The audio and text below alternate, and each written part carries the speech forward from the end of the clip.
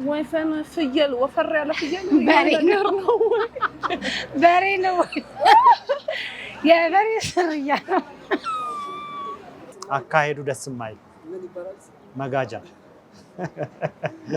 ሆዳ አጋሰስ እንስሳ ይሁን ሆዳ ሆኛው በስድብ ነው የምናውቀውና ወይን ጥንት ዶሮ መሳይ ነፍሳት ነገር ነች።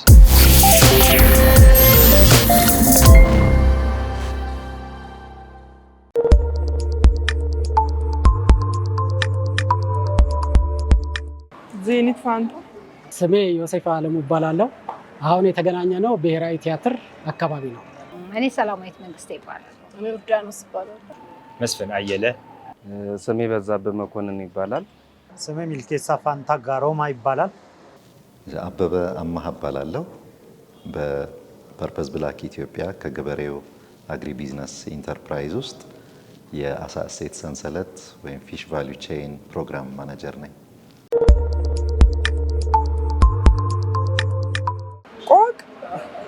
ቆቅ እንደ ዶሮ አይነት ነገር ነው። ጫካ ውስጥ ምናምን የምትሮጥ መሰለኝ። ቆቅ እንግዲህ አይ ቲንክ የወፍ ዝርያ ይመስለኛል። ሆኖ ገጠር አካባቢ የወፍ ዝርያ ሆና ያው ማርኬት ላይ የማታገኛት ነገር ግን ገጠር አካባቢ የምትኖር የወፍ ዝርያ ከዶሮ ጋር የምትመሳሰል ይመስለኛል። ቆቅ ጠቃጠቁ ከለር ያላት እንደ ዶሮ የምትመስል ነገር የዶሮ ዝርያ ማለት ጊዜ አይደለ? የቤት እንስሳት መስለኛል። ዶሮ መሳይ ነፍሳት ነገር ነች። ከዶሮ ጋር ፓራራ ሊሆንች የምትበላ ነገር የዱር እንስሳ ናት። የዱር እንስሳ ታድና ትበላለች። አዎ አውቃለሁ።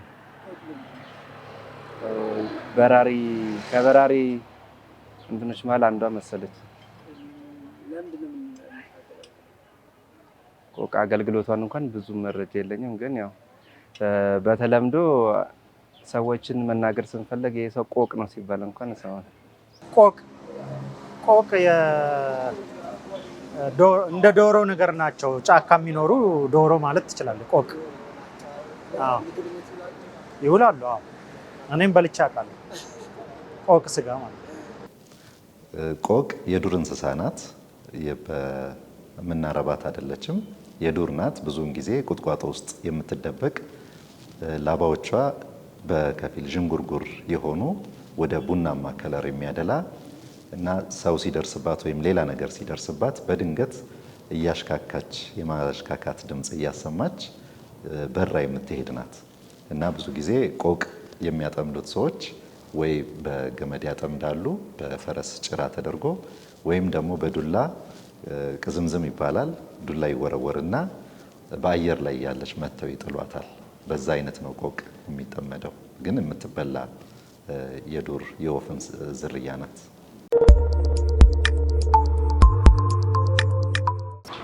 ጊደር ገና የምትወልድ ላም ናት። ላም ያልወለደች ልትወልድ ያለች ጊደር እንግዲህ ያው የከብት ዝርያ ነች ሆና ገና ያላደገች ላም እንዴት ነው? ላም ስትወልድ ጥጃ ነች። ከጥጃ ከፍ ያለ ነገር ግን ወደ ላምነት ያልደረሰች መሀል ላይ ያለች ያልወለደች ላም ናት። ወጣት ላም ያልወለደች ወጣት ላም ሴቷ መሰለች ጊደር። ላም ማለት ላም ያልሆነች ጊደር አውቃለሁ። የላም ልጅ ማለት ነው። ጊደር ልጅ ጊደር ትባላለች። ጊደር ደግሞ ያው ወጣት ሴት ላም ጎረምሳ ላም ማለት ነው።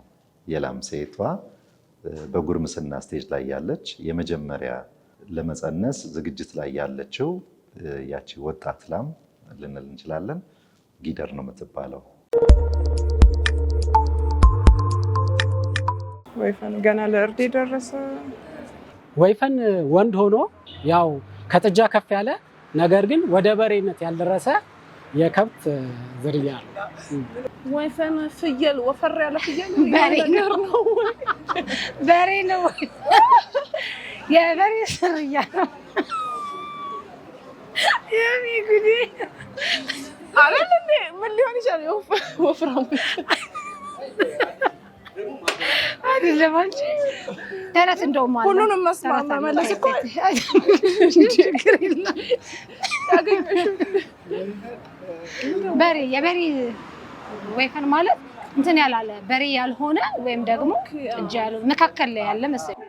ወይፈን በበሬና በላም በጥጃ መካከል ላይ ያለ ወይፈን ያው በሬ ሆነ ወንድ ሆነ ያው ልጅ ማለት ነው ወይፈን። በነገራችን ላይ እኔ ማድለቢያም እሰራለሁ እና የማድለብ ስለምሰራ ወይፈን ነው ሰው የሚመርጠው ገበያ ላይ ማለት ነው። እና ወይፈን ብዙ ጊዜ ስናየው ምንድነው ወጣት በሬ እንደማለት ነው፣ ለእርድ የደረሰ። የጊደር ተቃራኒ አድርጎ መውሰድ ነው። ወንዱ በሬ ከመሆኑ ትልቅ በሬ ከመሆኑ በፊት እንደዚሁ ወጣቱ በሬ ደግሞ ወይፈን ነው የሚባለው። ብዙ ጊዜ ለእርሻም በወይፈንነታቸው ነው መለማመድ ውስጥ የሚገቡት።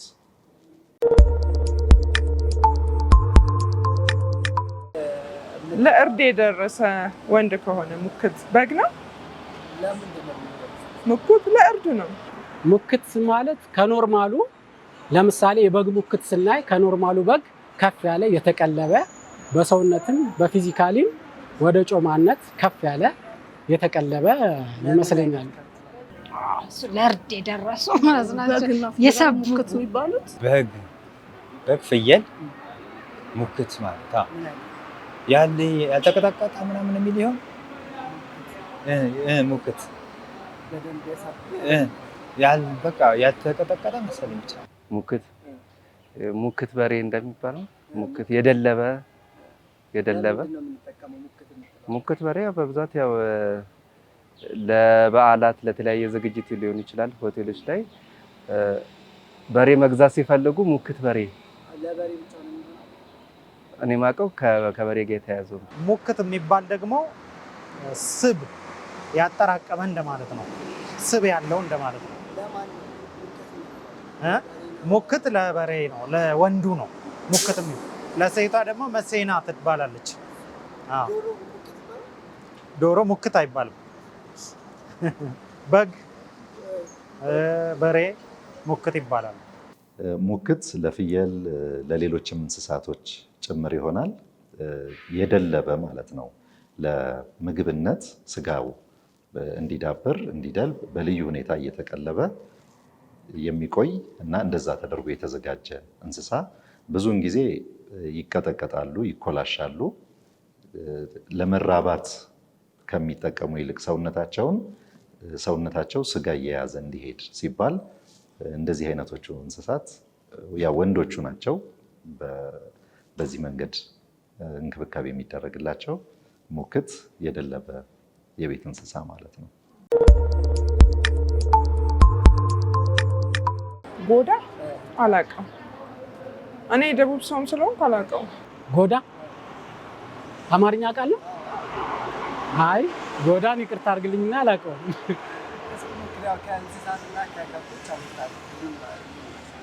ጎዳ ሰምቼም አላውቅም። ጎዳ እንስሳ ነው። ጎዳ የሚባል እንስሳ መኖሩንም አላውቅም። ጎዳ እንትን ነው ተሳቢ ነው።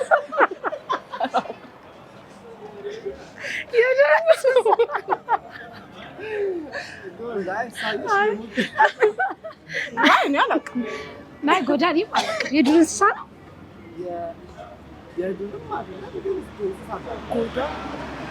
ጎዳ በጣም ከባድ ጥያቄ ነው። ጎዳ የሚባል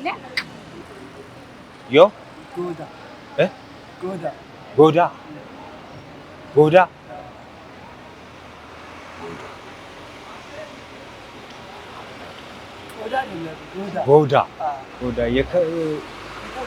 ፋርመር ውስጥ ነው ያለ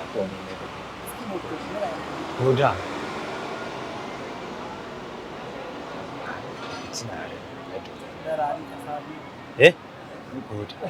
ጎዳ አላ ማን ጎዳ እችን እንኳን አላውቃትም። ጎዳ አይ ሰምቻት እራሱ አላውቅም። ጎዳ በኦሮምኛ ነው የማውቀው እኔ ጎዳ። እና ጎዳ በኦሮምኛ ከብቶች የሚግጡበት የግጦሽ ቦታ ነው። ጎዳ ለከብቶች ነው። በሬዎች ወይም ላሞች የምናውቃቸው ቀንድ ያላቸው ናቸው። በተለያየ መጠን ሊያድግ ይችላል። ጎዳዎች ግን ቀንዳቸው በጣም አጭር ወይም ምንም ቀንድ የሌላቸው እስከሚመስል ድረስ ለምልክት ብቻ ወጣ ወጣ ያለ ቀንድ ካላቸው ጎዳ እንላለን እንደዛ አይነቶቹን ከብቶች። የሚያኝክ ያኘከ ቀንም ሌሊትም የሚበላ መሰለኝ። ማመንዠግ ግን ያው ነው እንደዛ ያስበላ። መጋዣ ማለት እንግዲህ በከብት ዝም ብሎ በቃ የሚያኝክ ኮንሰምሽኑ ሀይ የሆነ ከብት ይመስለኛል። መጋዣ ዝም ብሎ ሲያኝክ ሲያላምጥ መጋዣ ይባላል።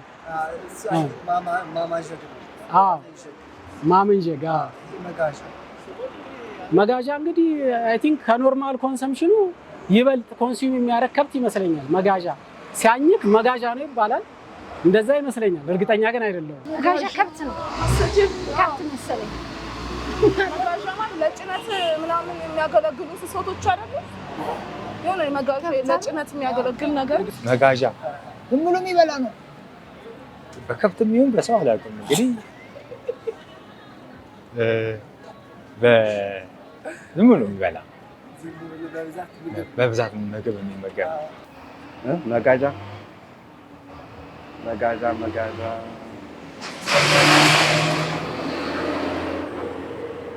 አንዴ ድገምልኝ። መጋዣ እሱንም ብዙም አላውቀውም። መጋዣ ማለት ጀስት በስድብ ነው የማውቀው። መጋዣ ሲባል በቃ ሲሄድ የማያምርበት እንደማለት ነው። ሲሄድ የማያምርበት አካሄዱ ደስ የማይል መጋዣ። መጋዣ ቃሉ ራሱ ማጓጓዝ ከሚለው ማጋዣ ከሚል ጋር የተያያዘ ነው። ፓክ አኒማልስ የሚባሉት በእንግሊዝኛ ወይም የጭነት አገልግሎት የሚሰጡት እንደ ፈረስ፣ በቅሎ የመሳሰሉት መጋዣ ውስጥ ነው የሚመደቡት። በጥቅል ስም ነው። ፓክ አኒማል የሚለውን የሚወክል ነው መጋዣ። ሆዳ አጋሰስ እንስሳ ይሁን ያው በስድብ ነው የምናውቀው እና ሆዳም በጣም የሚበላ እንስሳ መሰለኝ። አጋሰስ ለእንትን ይመስለኛል፣ ለፈረስ አጋሰስ የሚባለው የፈረስ ይመስለኛል። አጋሰስ እንግዲህ ወይ የሚጋልብ ፈረስ ሊሆን ይችላል። አይዶን ነው እርግጠኛ አይደለሁም። እሱ ነው አጋሰስ የሚጋለብ ፈረስ ሊሆን ይችላል። ሜቢ አጋሰስ እኮ መጋዣ አይደል? የስድብ ዘር ነው እሱ። አይ አጋሰስማ እንትን ነው እንዴ? አጋሰስ በሬ እንትን ነው። አይ ቆይ አጋሰስ ነው ስድብ አይደል? ፈረስ ነገር ነው። አጋሰስ ፈረስ ነገር ወንድ ፈረስ ነው። ወንድ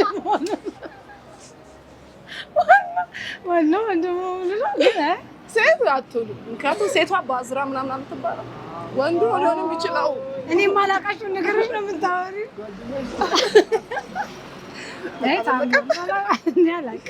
እውቀቴን ተፈታተነች።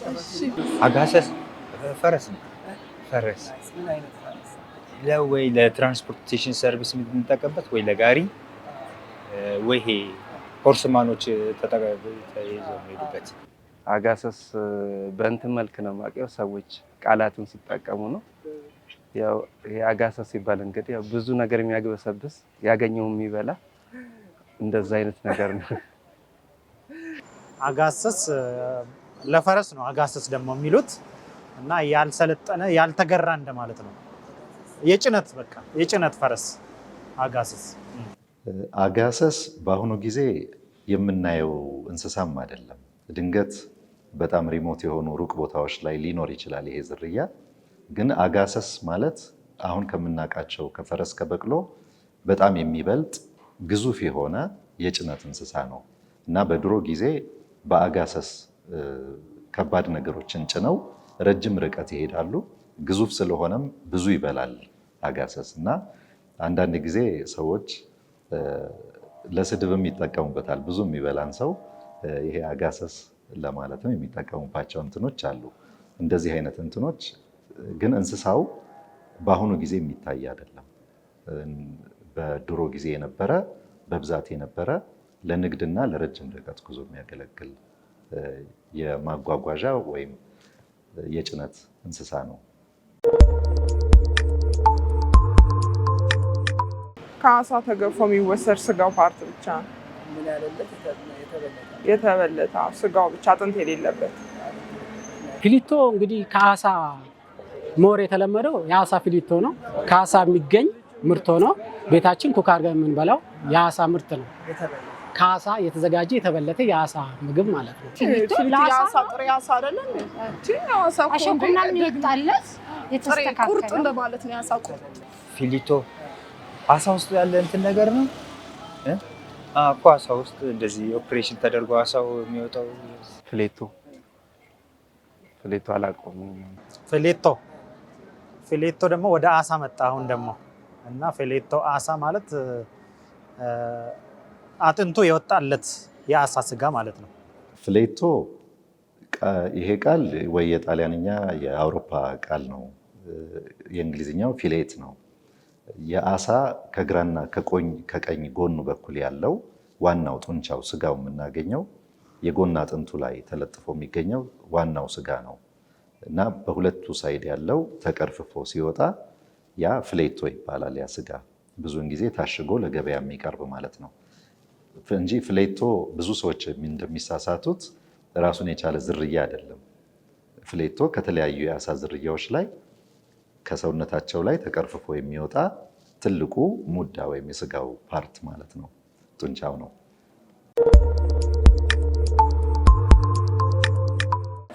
አው ቀይ ረዥም የሆነ እኔ አውቀዋለሁ ብቻ አሁን በደንብ አላውቀው። ቀረሶ ረዥም ቀይ ስጋ ነው። ለሾርባ የሚጠቀሙት ነው። ቀረሶ ቁራሳ ነው። ቀረሶ አላውቅም እኔ። ቁራሳ ሲባል የአሳ ዘር ሆኖ የተጠበሰ ቁራሳ አሳ ይባላል። አሳ የተጠበሰ ቁራሳ አሳ ሲባል እሰማለሁ። ቀረሶ ግን አላውቅም። ቀረሶ እንደዛው አሳ ነው የሚሆነው። የአሳ ነገር ነው ታውቂያለሽ?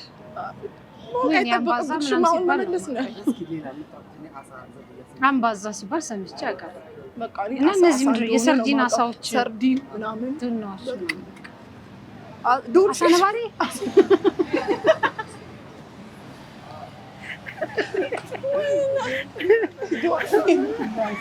ቀረሶ እዛው አሳ ክፍል ውስጥ ነው፣ ግን የአሳ አይነት ይሁን አላውቅም።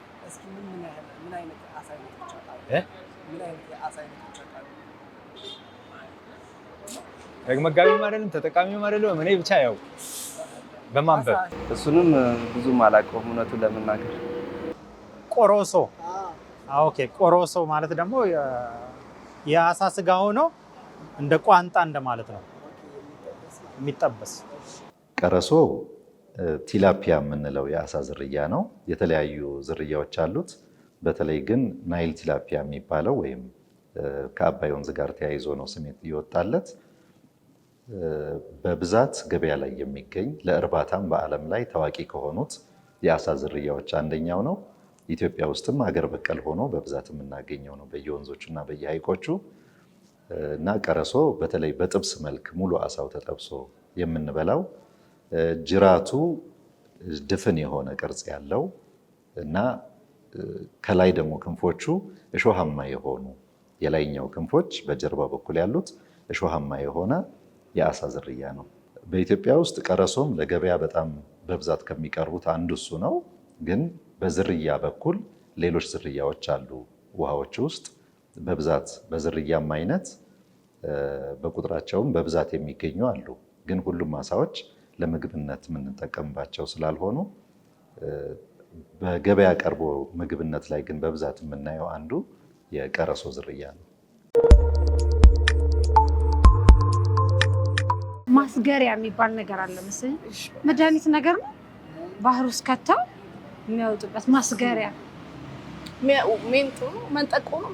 አንዳንድ የሰፈር ልጆች ደግሞ የሆነ ቀጭን ነገር በረዥሙ የወረውሩን አንዳንድ አሳ ይዘው ይወጣሉ።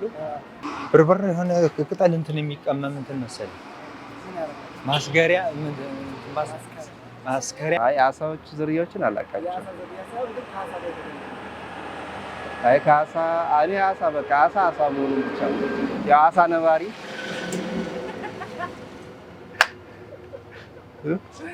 ብርብራ አላቅም። የአሳ ዘር ነው። ብርብራ አላቅም። ብርብራ ይመስለኛል ከዚህ በፊት ከሰማሁት የሆነ የቅጠል ኦር የሆነ እጽዋት ዝርያ ሆኖ ሐይቅ ላይ ሲበተን አሳዎች ያን ሲጠቀሙ ይሰክርና ሲደነዝዙ በቀላሉ ያኛው የሚያጠምደው ሰው በቀላሉ ኮሌክት ሊያደርጋቸው ይችላል። ያሰክራል ይመስለኛል። ብርብራ ተክል ነው። ብዙ ጊዜ ልጆች የጦጣ ፍራንክ እያሉ ይጫወቱበታል። በተለይ ከተሞች አካባቢ ዛፍ ነው ብርብራ እና ፍሬው ፖድ ውስጥ ወይም ማቀፊያ ውስጥ የሚቀመጥ ሳንቲም የሚያካክሉ 1 ወይም 5 ሳንቲም የሚያካክል ሳይዝ ያላቸው ጠፍጣፋ ፍሬዎች ወይም ዘር ውስጡ የሚቀመጥበት ነው እና ያ ዘር ተቀጥቅጦ ደርቆ ተወቅጦ ፓውደሩ ውሃ ውስጥ እየተበተነ አሳዎችን እንዲያሰክር ወይም እንዲገላቸው በ30 ደቂቃ ውስጥ ሊገላቸው ይችላል። እንደ ኮንሰንትሬሽኑ መጠን ማለት ነው። ያ አሳዎቹን ሲያሰክራቸው ወይም ሲሞቱ ውሃው ላይ ይንሳፈፋሉ። አሳ አስጋሪዎች የተንሳፈፉትን አሳዎች እያወጡ ለምግብነት ይጠቀሙባቸዋል እና መርዛማ የሆነ ሲድ ወይም ቅጠሎች ያሉት ተክል ነው። መርዛማነቱ ግን ለአሳዎች ነው እንጂ ለከብቶች ወይም ለሰዎች ጉዳት በሚያደርስ መጠን መርዛማ አይደለም። አሳዎችን ግን አፍኖ አየር እንዳይስቡ ወደ ደማቸው አየር እንዳይገባ አድርጎ ማፈን የሚችል ሮቲኖን የሚባል ኬሚካል ውስጡ ያለ ተክል ነው። አመሰግናለሁ። ከገበሬው የዶክተር ፍስሐ አድናቂ ነኝ። የዩኒቲ ተማሪ ነበርኩ። ዶክተር ፊሽን እወደዋለሁ። እናመሰግናለን። እሺ